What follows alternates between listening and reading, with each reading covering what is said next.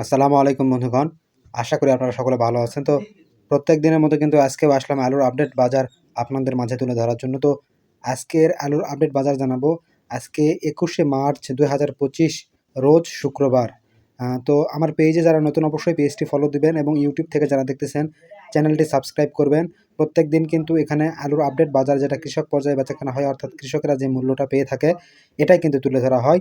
তো আজকে ২১শে মার্চ ২০২৫ রোজ শুক্রবার। তো আজকের আলুর আপডেট বাজার হচ্ছে সাদা যে আলুটা ডায়মন্ড, এটা কিন্তু ৪৩০ থেকে ৪০ টাকা প্রতি মন কিন্তু বেচাকেনা হচ্ছে। এটা কিন্তু জয়পুরহাট সদর উপজেলার কয়তাহার গ্রামের বাজার।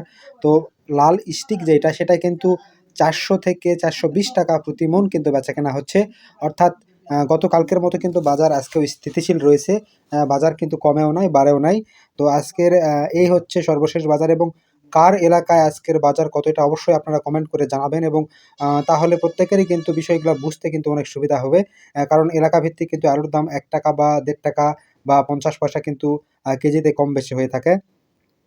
তো গত ২ দিন থেকে কিন্তু দেখতেছি যে আলু কিন্তু নেপাল, মালয়েশিয়া, দুবাই এই জায়গাগুলোতে কিন্তু আলু রপ্তানি হচ্ছে। যদিও পরিমাণে কম কিন্তু তারপরেও কিন্তু রপ্তানি চলতেছে। তো নেপালে গতকালকে কিন্তু ২০৫ মেট্রিক টন আলু আ আ আমদানি রপ্তানি হয়েছে।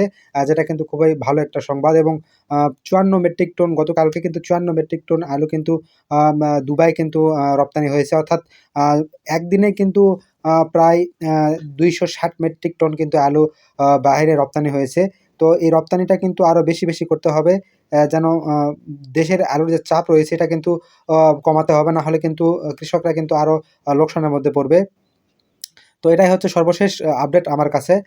তো কার এলাকায় কি আপডেট আছে এটা অবশ্যই আপনারা কমেন্ট করে জানাবেন। তাহলে কিন্তু সকলের আপডেট বিষয়গুলো জানতে এবং বুঝতে কিন্তু সুবিধা হবে।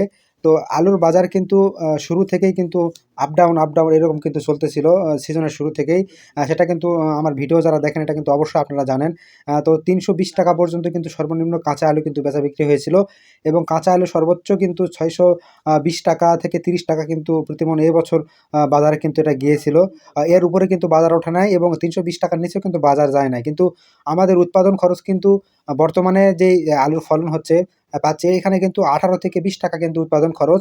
সেখানে কিন্তু ৳১১ থেকে ৳১১.৫ কিন্তু আলু বা ৳১২ কিন্তু আলু কিন্তু বিক্রি হচ্ছে বর্তমান। ৳১২ নয়, ৳11.৫ র মতো বিক্রি হচ্ছে। তো আর বাকি টাকা কিন্তু কেজি প্রতি কিন্তু কৃষকদের লোকসান এটা। এটা সকলেরই বোঝার কথা।